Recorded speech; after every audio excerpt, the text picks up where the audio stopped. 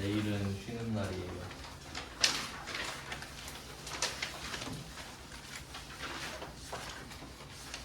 저는 이제 막판 스퍼트인데 내일 하루 종일 공부해야 되거든요. 모레 시험 내가지고 합격하고 있습니다. 저는.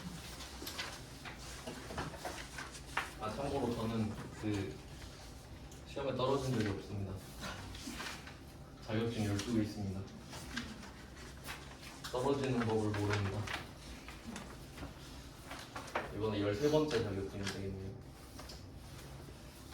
저번 시간에 이어서 어제 이어서 단기매매증권 어제 다 끝냈어요. 단기매매증권은 취득, 평가, 처분 3단계 있었고요. 취득이랑 처분에는 수수료가 나올 수 있다. 그건 공통사항이고, 그다음에 뭐 평가는 원래는 자본으로 해야 되는데 그 단기매매증권의 특성상 수익 비용으로 처리를 한다고 정도 있었고, 그런 크게 두 가지 주제를 본 건데요. 지금 당좌자산 하고 있고,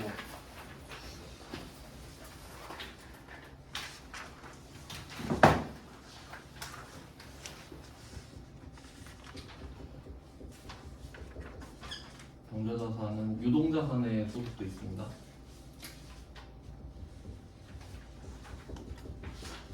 유동자산은 내년까지 현금화가 되는 것들이고 끝나면 재고자산을 하겠죠. 당좌자산은 좀 여러 개가 섞여 있다고 했는데 처음 배운 게 현금, 여기 수표가 포함되어 있고요. 수표는 아마 오늘 할 것 같네요. 그래서 현금 관련된 현금 과부족을 먼저 했고, 그 다음 두 번째가 주식, 단타 치려고 산 주식은 금방 팔겠죠? 그럼 현금이 빨리 되겠죠? 그래서 유가증권 중에서 단기 매매 증권만 뒀어요.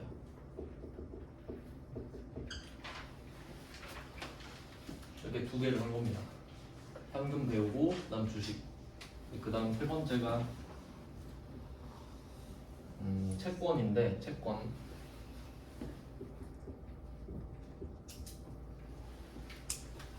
여기서 채권은 그 어제 유가증권에서 배웠던 채권이 아니라 민법상 채권. 제가 처음에 그 채권 뜻이 청구권이라고 했거든요. 청구권, 청구를 할 수 있는 권리. 그래서 이 채권은 다른 사람한테 요구할 수 있는 권리입니다. 정당하게. 그러면 청구권은 여러 가지가 있는데 제가 예시를 이렇게 들었거든요. 여러분이 여기 학원 와가지고 결제를 하는 순간 수업을 듣게 해달라고 할 청구권이 생긴다. 이 정도 말씀을 드렸는데, 근데 회계에서는 금전채권을 주로 다룹니다. 그러니까 현금을 달라고 할 권리가 주를 이루겠죠. 그래서 저는 제목을 아마 금전채권으로 했는데요. 네, 그래서 금전채권이에요. 근데 그냥 채권도 있습니다. 일단은 한번 해볼게요. 그럼 금전채권은 돈을 받을 수 있는 권리죠. 요걸 한번 해볼게요. 보통은 이제 채권 하면 외상이라고 생각하면 되는데, 키워드를 외상으로 한번 잡아보죠. 외상은 인도랑 결제가 다른 상황을 말합니다. 물건을 인도하는 시기랑 그 결제하는 시기가 다른 경우인 거지, 외상은. 그래서 오늘 물건을 줬는데 돈을 오늘 못 받는 경우를 말을 하는 겁니다. 외상. 요거를 또 두 개로 나누는데, 그 우리 영업을 알아야 돼요. 회계에서는 영업과 비영업을 나누는 게 되게 중요하거든요. 우리한테 영업하고 비영업을 생각해 보면, 여기서도 마찬가지로 영업이 뭔지를 알면 비영업이 뭔지 알게 됩니다. 영업이 아닌 게 비영업일 테니까. 우리는 제조업이고요. 제조업 입장에서 영업이 되면 원재료를 사요. 원재료를 사서 제품을 만드는 거예요. 그리고 이걸 팔면 제품 매출.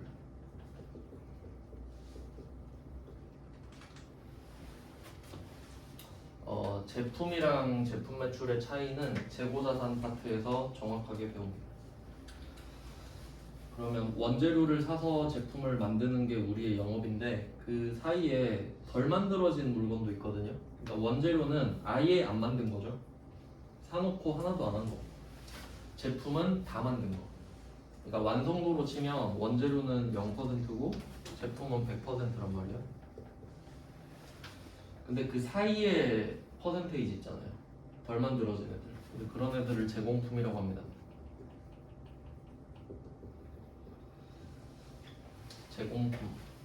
뜻은 그 영어로 work in process인데 공정 중에 존재한다는 뜻이에요. 공정 중에. 덜 만들어졌다는 소리죠.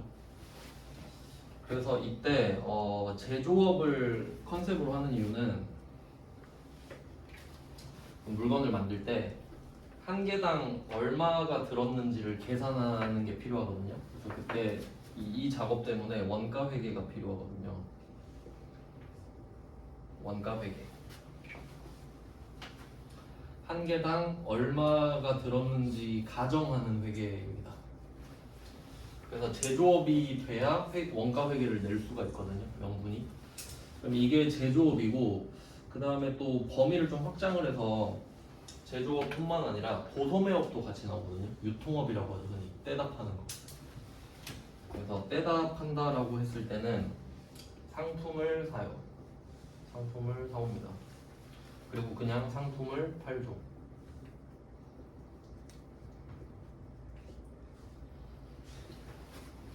그래서 요 정도가 우리의 영업이에요. 그러니까 본업은 원재료를 사서 제품을 만들어서 파는 거고요. 근데 뭐 괜찮은 물건이 있으면 좀 사다가 팔 수도 있겠죠. 근데 본업은 제조업입니다. 요걸 유통업이라고 하고요. 도소매업이라고도 하고. 그래서 우리한테 영업은 사는 거랑 파는 걸 생각해 보면 원재료랑 상품은 사요. 사와야겠죠. 그 다음에 파는 건 제품 매출, 상품 매출인 거죠. 이게 우리의 영업이에요. 그럼 이거 아니면 다 비영업이에요. 그래서 이 부분을 잘 이해를 하셔야 돼요. 그래서 우리의 영업입니다. 이게. 그래서 이 채권을 또 두 개로 나눈단 말이에요. 영업과 비영업으로.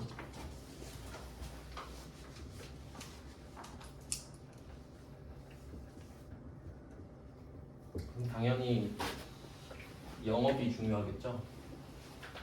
영업은 맨날 하는 거니까. 그럼 이때 영업에 대한 이 외상, 그러니까 외상이랑 채권이랑 지금 좀 같은 의미가 되는 거죠. 이때 이 영업 쪽에서는 이걸 매출 채권이라고 불러요.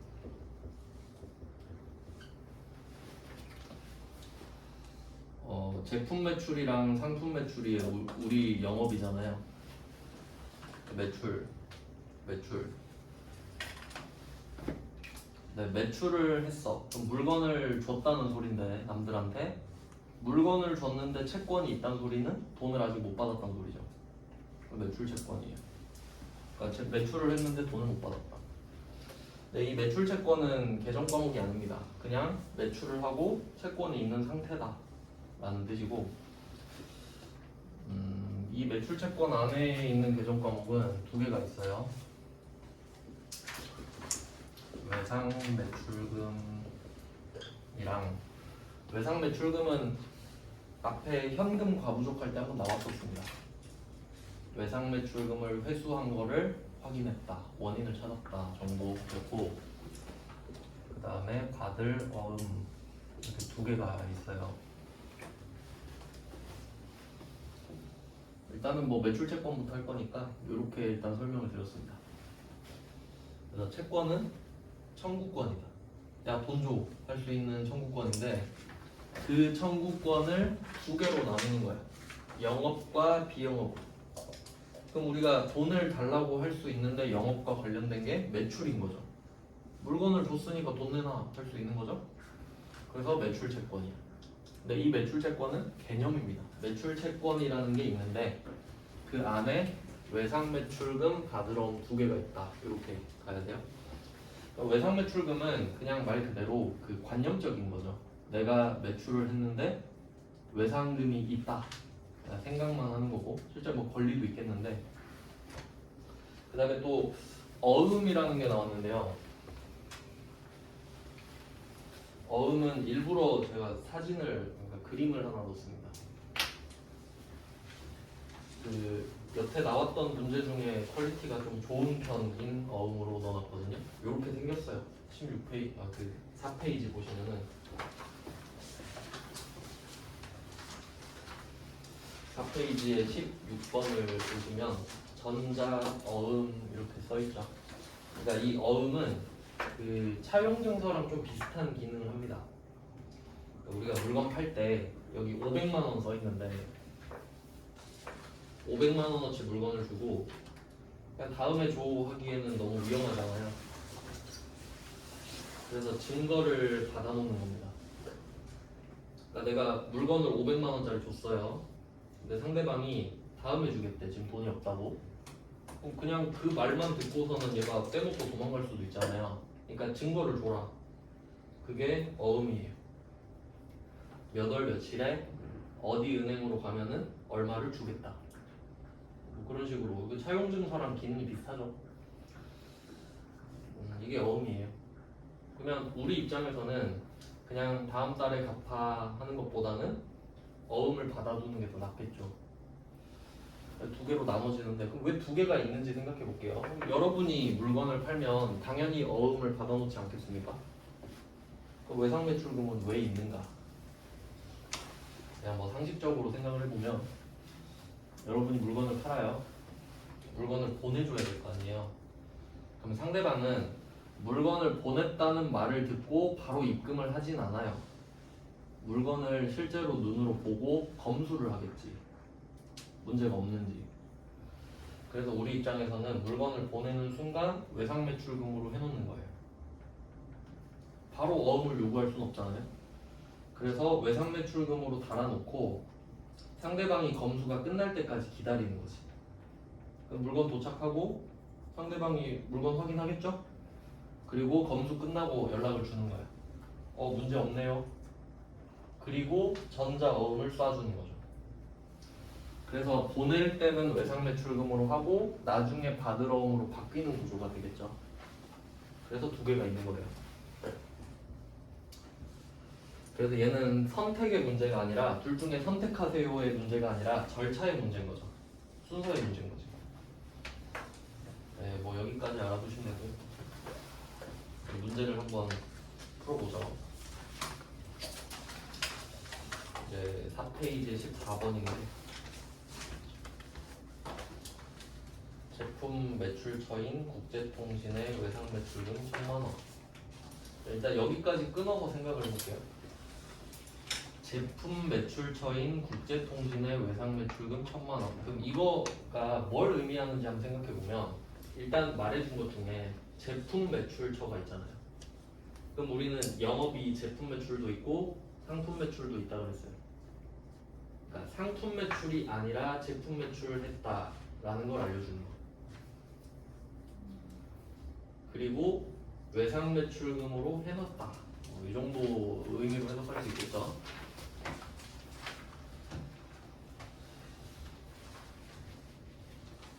분기를 한번 해보겠습니다. 그때 당시에 어떤 일이 있었을까? 대변에 제품 매출 1000만원 이렇게 쓰고 시작을 했을 겁니다. 회계는 발생주입니다. 1000만원짜리 물건을 딱 건네주는 순간 머릿속에 1000만원 벌었다. 물건을 준 게 발생했으니까 매출이 발생했죠. 그래서 수익을 먼저 인식을 하는 거예요. 난 1000만원을 벌었구나. 그리고 그 후에 상대방이 1000만원을 뭘로 줄까? 이런 생각을 하겠지. 그래서 제일 좋은 건 현금을 딱 받고 끝내는 거예요. 근데 제가 외상 좀 부탁드려요 라고 했겠지. 그래서 외상 매출금으로 써놓는 거예요.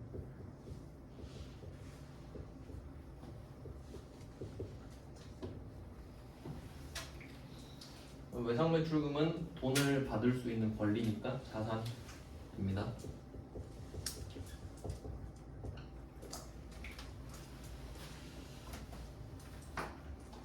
그리고 전에 한번 말씀드렸는데 제품을 1,000만원짜리를 주고 현금 1,000만원 받으면 거래가 끝나요. 그럼 그때는 내가 얘 이름이 안 궁금해. 돈 받았기 때문에. 근데 지금 돈 못 받았거든요. 그럼 쟤 이름 궁금해야 되죠. 너 누구야? 나 너한테 1,000만원 나중에 달라고 할 거다. 이름을 물어보겠지. 그러니까 이름이 국제통신이래. 뭐 어디다 써놓으시면 됩니다. 주변에다가. 국제통신에 대한 외상매출금 이렇게 되는 거죠. 그러면 여기까지는 이미 돼 있는 겁니다.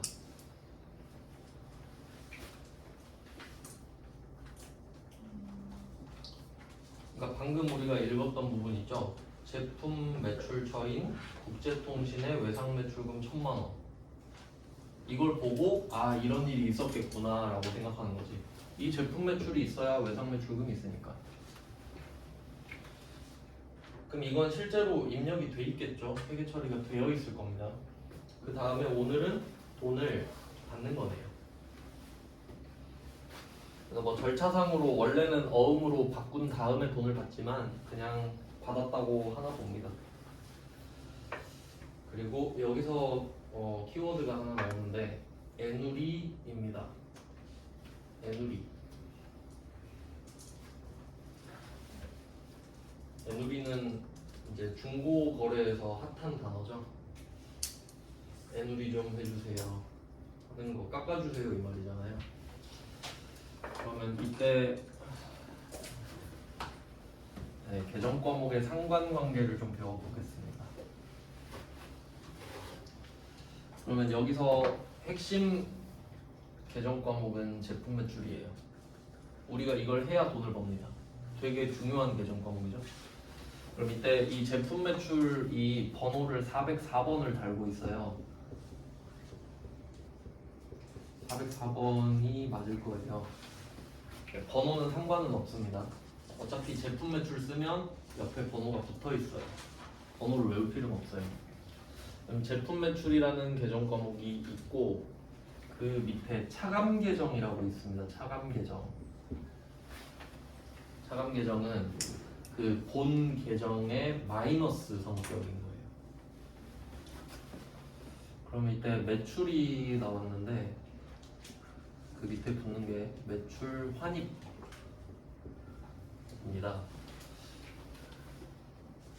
매출 환입은 매출이 팔아서 나간 거잖아요. 출자가 나간 거죠. 네, 환입은 돌아서 들어오는 거예요. 나간 게 돌아서 들어온다. 그럼 처음에 우리가 물건을 보낼 때는 판 줄 알았지. 보냈으니까. 근데 쟤가 반품을 해버렸네? 그럼 나한테 돌아서 들어오죠. 그럼 그건 안 판 거잖아요. 그러니까 마이너스 계정 과목 이거는. 그래서 매출 환입 반대가 돼야 돼. 출이랑 입이.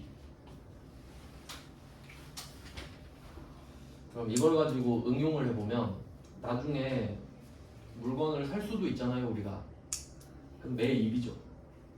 내가 샀는데 마음에 안 들어. 내가 반품할 수도 있지. 그럼 매입 환출 이렇게 되는 거예요.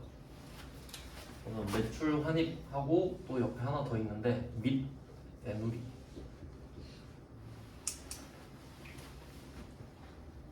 매출 환입 및 애누리 이게 전체 계정 과목 이름입니다. 매출 환입 및 애누리. 왜 두 개를 붙여놓냐면 그 뭐 예를 들어서 내가 제품 매출을 할 때 10개를 팔았다고 할게요. 10개. 그러면 10개 팔았으니까 플러스 10 이렇게 적겠죠? 매출 수량 플러스 10. 근데 상대방이 한 개를 반품한 거예요. 그러면 우린 10개를 판 줄 알았는데 한 개를 안 판 게 됐죠? 그러니까 한 개를 빼야지. 마이너스 1 이렇게 되거든요. 그럼 실제로 상대방이 나한테 물건을 보냈겠지? 매출 환입이니까. 그럼 한 개는 못 받았으니까 빼는 거 맞죠? 그러니까 마이너스. 근데 물건이 실제로 올 수도 있지만 그냥 그거 너 가지고 가격만 깎아줄게 이럴 수도 있죠? 그건 애누리. 그러니까 방향이 같아서 같이 써놓은 거죠. 네, 뭐 이 정도 됩니다. 그래서 지금 써야 되는 계정 과목이 이건 거죠. 제품 매출을 했다가 애누리가 발생한 거니까. 그러면 지금 이 상황은 이렇게 될 겁니다. 처음에 제품 매출을 1000만 원으로 인식하잖아요. 1000만 원. 1000만 원어치 줬으니까. 근데 얘가 57만 원어치 반품 깎아달라고 한 거지. 불량이 있었다. 나 돈 못 낸다. 그러면 깎아줘야죠. 마이너스 57만 원.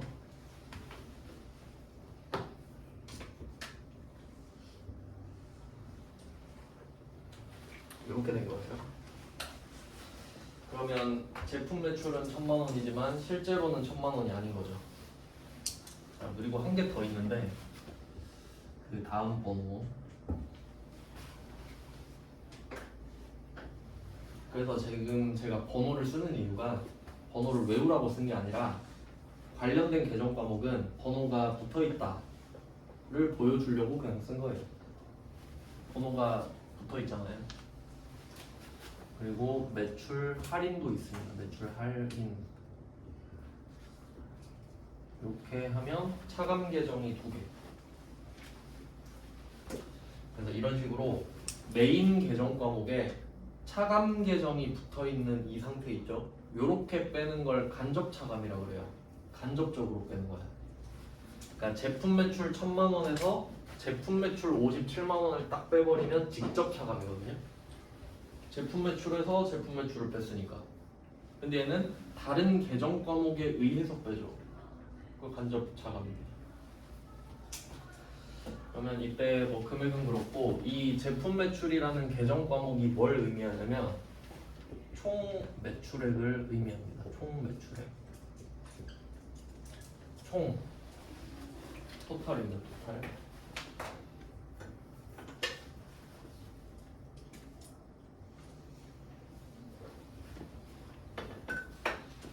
자, 그리고 총 매출액. 그러니까 제품 매출은 계정 과목이고요. 이게 무슨 말이냐면 만약에 우리가 파는 물건이 한 개당 100만 원이라고 할게요. 100만 원. 그럼 한 번 팔 때마다 제품 매출 100만 원 이렇게 쓸 거 아니에요? 그럼 만약에 100번을 쓴 거야. 그렇게. 그럼 나중에 제품 매출을 조회하면 1억 써 있을 거 아니에요? 그러니까 그 제품 매출의 총액이 총 매출액이라고. 개념으로 따지면. 그러니까 사장이 와가지고 나한테 야 우리 총 매출액 얼마야? 하면 제품 매출을 검색해서 총액을 알려주면 된다는 소리지. 자 이렇게 하고 그 다음에 빼고 뺐잖아요. 그 밑에 남는 거 순 매출액입니다.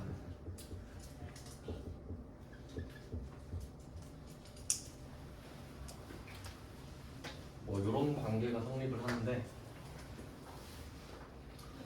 그럼 지금 상황에서는 순 매출액이 943만 원이겠네요. 빼야 되니까.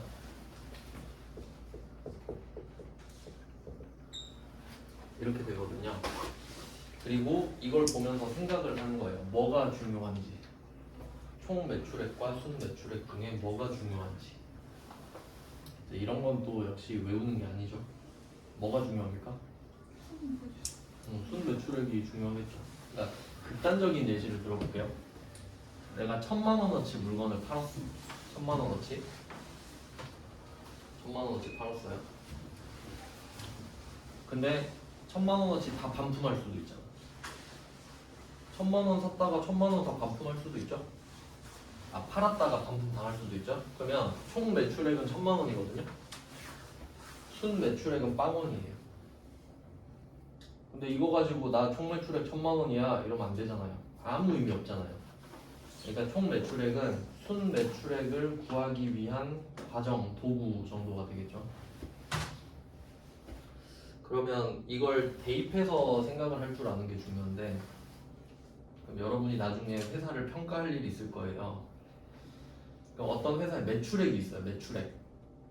그럼 매출액 이렇게 써 있잖아요. 그럼 그게 총 매출액일까요? 순 매출액일까요? 순 매출액이지. 이게 중요하다고 했잖아요. 총 매출액만 써놓으면 거짓말 아니야? 그러면 거짓말 칠 수 있죠. 1조 팔아놓고 다시 반품 받고 1조 팔고 반품 팔고 그러면 우리는 조 단위의 매출액을 올리는 회사가 되는 거예요. 그러니까 회사에서 매출액 이야기를 하면 당연히 순매출액인 거예요. 그러니까 이건 상식이지. 그러니까 아무도 말을 안 해주는 거예요. 너무 당연하니까. 그래서 항상 순이 생략되어 있는 겁니다. 회사 매출액 하면. 그래서 지금 이 관계를 이해를 하셔야 되고요. 외우는 거 아닙니다. 그러면 이때 이 회계의 특징을 알면은 우리가 57만 원을 깎아줬잖아요. 그럼 실제로 943만 원만 판 거 맞죠? 근데 장부에는 매출액이 1000만 원으로 써있다. 그렇잖아요. 1000만 원 빼기 57만 원이니까. 그럼 왜 이게 중요하다면서 얘는 1000만 원이 그대로 기재가 되냐? 이걸 따로 써야 관리가 편해요. 왜냐면 그냥 빼버리면 매출액이 943만 원 되잖아요. 근데 이렇게 따로 적으면 내가 1000만 원을 팔았다가 57만 원을 깎아줬다는 것까지 알잖아.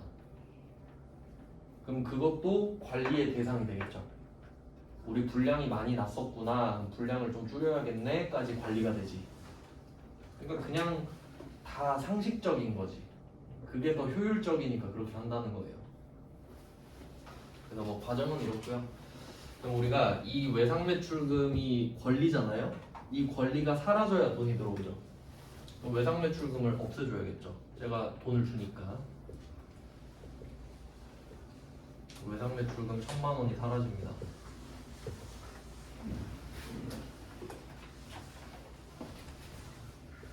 자산의 감소.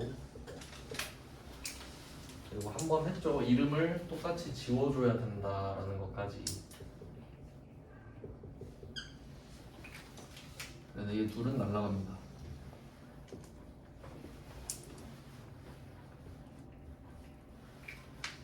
그럼 1000만 원을 받을 권리가 사라지면 1000만 원이 들어오는 게 정상이잖아요.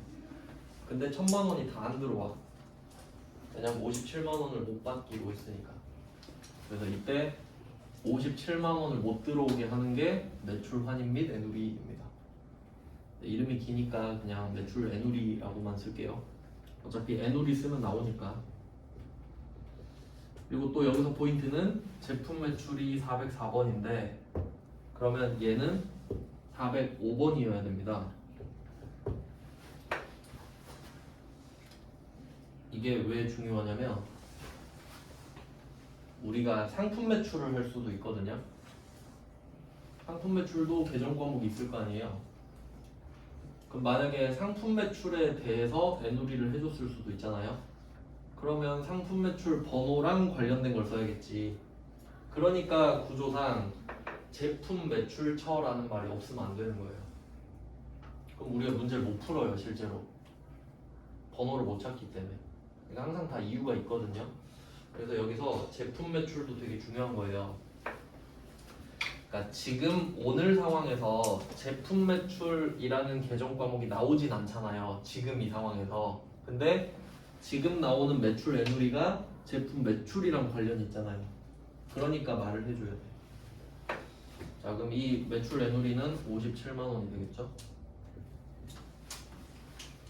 그래서 장부에서는 이렇게 쓰지만 실제로는 이렇게 생긴 겁니다. 지금 이렇게 돌아가고 있는 거지. 그럼 이때 이 매출 애누리의 성격을 볼게요. 얘는 이 제품 매출이라는 수익의 마이너스 계정 과목이죠. 그러니까 얘는 수익 마이너스겠지, 성격이. 제품 매출은 수익인데 그걸 빼는 성격이잖아요. 그러니까 수익 마이너스겠죠. 아니면 비용 플러스라고 해도 뭐 상관은 없는데 정확히는 수익 소멸이겠네요.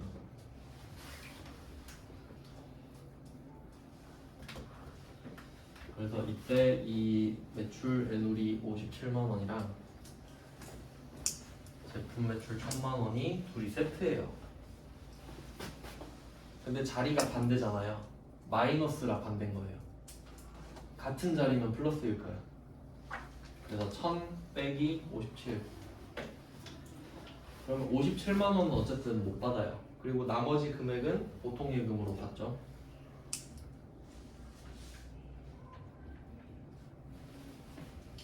마지막 금액은 안 적는다 그랬죠?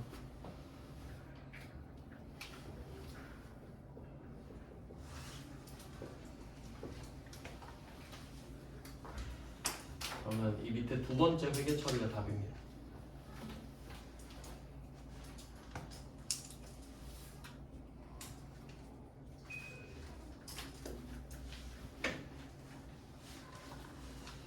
그래서 14번 문제에서는 애누리 나왔고요. 차감 계정까지 봤습니다. 그 다음에 15번도 바로 이어서 좀 볼게요. 15번. 15번도 좀 14번이랑 비교하면서 볼게요. 15번에 제품 매출 거래처가 나오고 한국전자주 그리고 외상 매출금 1250이 있고요.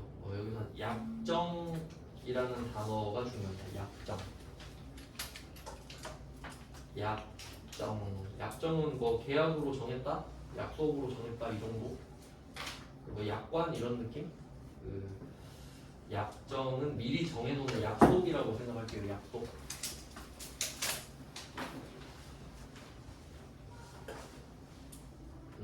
그래서 지금은 그냥 예쁘게 말로 해주는데 제가 뭐 어떤 시험인지는 모르겠네. 시험을 하도 많이 봐서 그 어떤 시험에서는 이렇게 나왔던 것 같아요.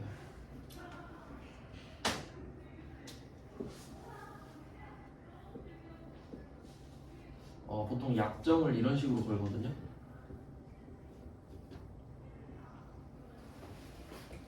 30분의 n, 10분의 2 이런 식으로. 그럼 이게 무슨 내용이냐면 기본적으로 외상을 깔고 가는 거예요. 외상을 준 거야 지금. 원래 그 신용거래를 기본적으로 합니다. 그때 30분의 n은 30일 안에 갚아라. 30일 안에 갚으시오. 그러니까 갚아야 되는 숫자가 30 안에만 들어오면 상관이 없다는 소리죠. 그리고 두 번째 거는 이왕 갚는 김에 혹시 10일 안에 갚을 수 있으면 2% 깎아줄게. 이게 약정이에요. 그러니까 약정은 기본적으로 조기 회수랑 관련이 있는 거지. 빨리 갚으면 깎아줄게. 그러면 빨리 갚고 싶겠죠. 돈 덜 내니까. 그래서 지금 15번에서는 할인이라는 단어가 나오잖아요. 할인. 그럼 우리가 실제로 이 두 단어를 봤을 때 할인이랑 애누리를 봤을 때 같은 의미잖아요. 근데 구분을 한다는 겁니다. 그래서 정확한 기준을 정해보면 할인은 약정이 나와야 돼요. 약정에 의해서 깎아주는 걸 할인이라고 합니다.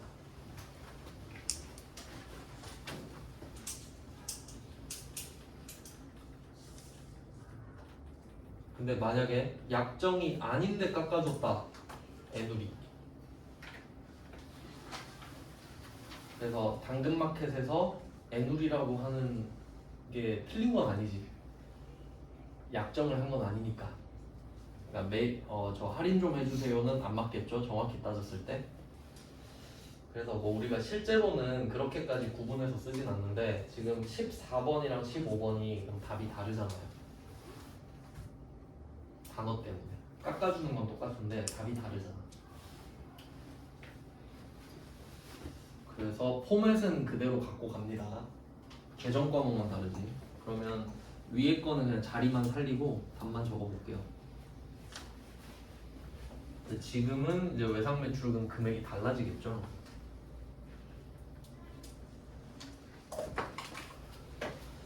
여기선 1250만 원이라고 했으니까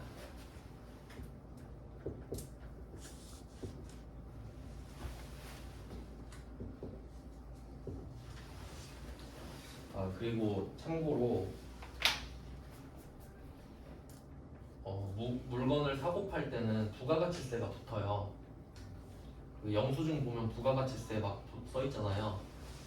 실제로는 부가가치세가 있죠. 근데 지금 우리가 재무회계 배울 때는 부가가치세는 그냥 생략하고 하는 겁니다. 없다고 치고.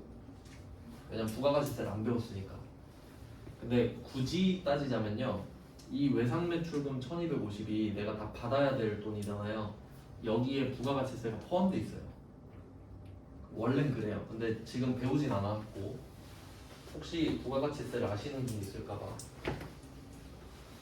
그러면 1250으로 했어요. 뭐 이거 자리만 보고 바로 넘겨보겠습니다. 외상매출금 회수니까 외상매출금 1250, 거래처는 한국전자주입니다.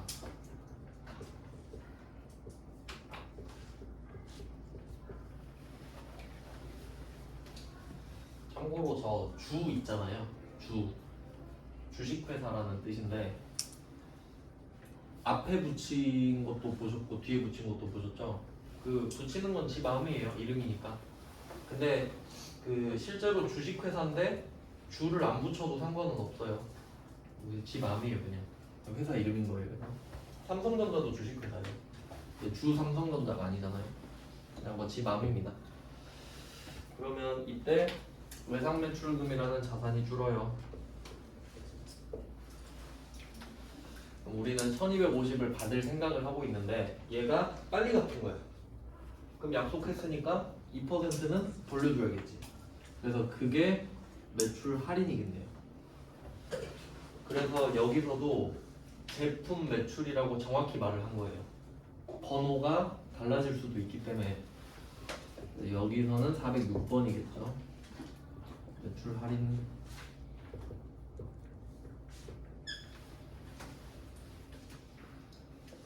그러면 뭐 2%는 뭐 계산기로 구하는 게 제일 좋은데 저는 이렇게 구하거든요. 1250만 원이 100%잖아요. 10을 나누면 125만 원이죠. 10%또 나누면 12만 5천 원이죠. 1% 곱하기 2. 뭐 전 그런 식으로 하는데 계산기를 쓰세요. 25만 원이죠.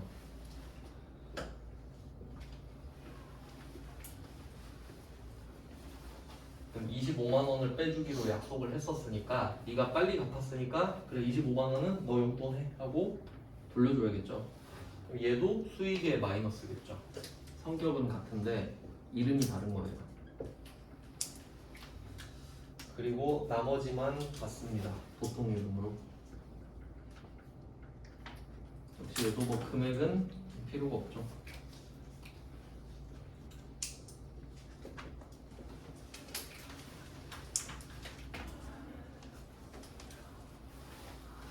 뭐 두 문제가 비슷하죠. 근데 똑같은 문제는 아닙니다. 그래서 여기서 포인트는 계정 과목이 다르다는 거죠. 둘이 답은 다르다. 그리고 지금은 그 부가가치세가 없는 버전인데 나중에는 부가가치세까지 껴서 나와요. 반품하는데 부가가치세 나오고 할인하는데 부가가치세 나오고 뭐 그렇습니다. 그래서 14번이랑 15번은 세트로 보시면 되겠고요. 네, 이 그림이랑 같이 정리하시면 되고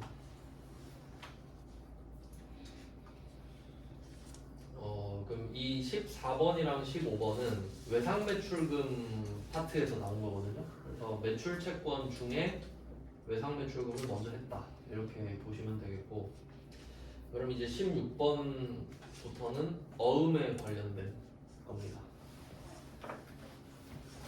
뭐 외상매출금에서는 이렇게 깎아주는 이슈가 있었고요.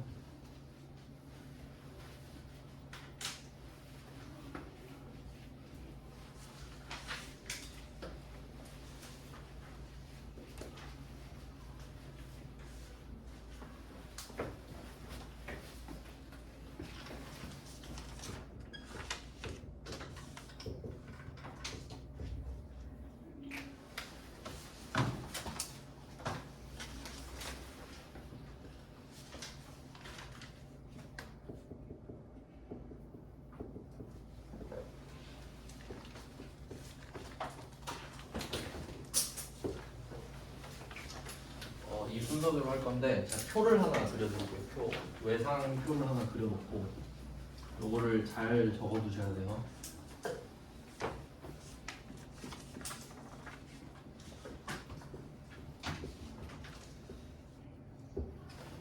그 제가 메모해드리는 거를 따로 그냥 노트에 적어 놓으시면은 그것만 보시면 합격해요. 자료도 다 드렸고 메모도 따로 해드리고. 그러니까 책은 진짜 참고서예요. 정확하게 알고 싶을 때 보는 거죠. 그러니까 뭐 책도 있긴 있어야 돼요. 근데 뭐 저는 출판사는 그 상관은 없다고 생각해. 아무 책이나 사줘도 돼요. 에듀윌 아니어도 돼요. 어차피 저도 책 안 보기 때문에. 외상 매출 외상이라고 했죠. 키워드 외상. 표를 4칸짜리를 그릴 거거든요. 4칸. 칸을 좀 크게 질러야 돼요. 적을 게 좀 있어서.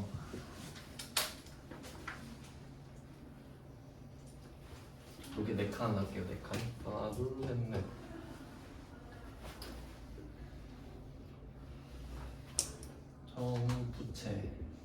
부채, 자산, 영업, 비영업 이렇게 하겠습니다.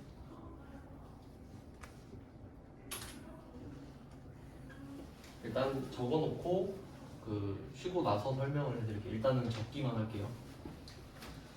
그럼 보는 방법은 부채 영업, 자산 영업, 부채 비영업, 자산 비영업 이렇게 4개가 되는 겁니다. 그러면 제가 영업 아까 설명드렸잖아요. 우리한테 영업은 원재료 사서 제품 매출, 상품 사서 상품 매출이에요. 그러면 부채부터 하는 이유는 우리한테 부채가 생기려면 물건은 받았는데 돈은 안 줘야 돼. 물건은 받았는데 돈은 안 준 거야.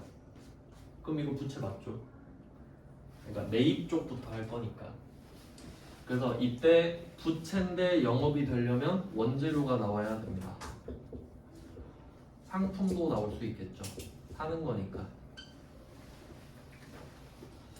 그러면 지금 외상이잖아요. 외상. 내가 원재료랑 상품을 오늘 받았는데 돈은 다음에 주기로 했어. 그럼 외상 맞죠? 영업이죠? 부채죠? 이렇게 되는 거예요. 그러면 이때 얘네들에 대한 부채를 매입 채무라고 한단 말이에요. 매입 채무. 물건을 사왔는데 돈을 갚을 의무가 있다. 이렇게 되니까 그러면 매입 채무는 매출 채권의 반대겠죠. 얘는 이름이 외상 매입금 지급어음이에요. 일단 이렇게 되고 부채 쪽 영업은 그 다음에 자산은 제품 매출, 상품 매출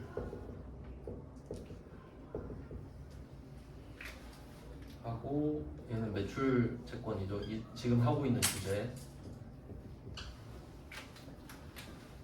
얘는 외상 매출금 하고 받을 어음. 일단 이 부분이 중요하죠. 영업.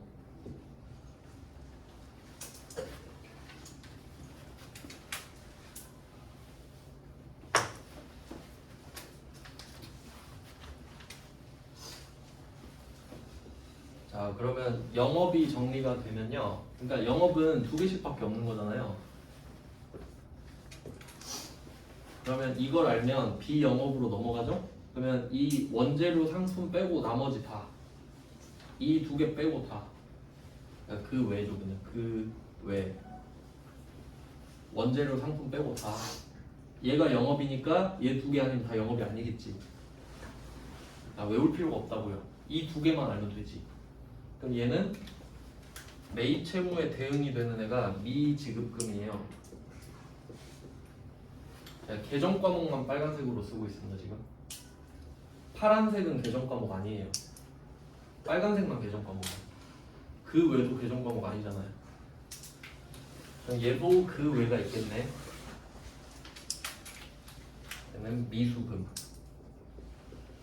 이거 되게 중요하거든요. 이거. 그래서 여기까지 정리해놓고 좀 쉬고 나서 설명을 해드리겠습니다.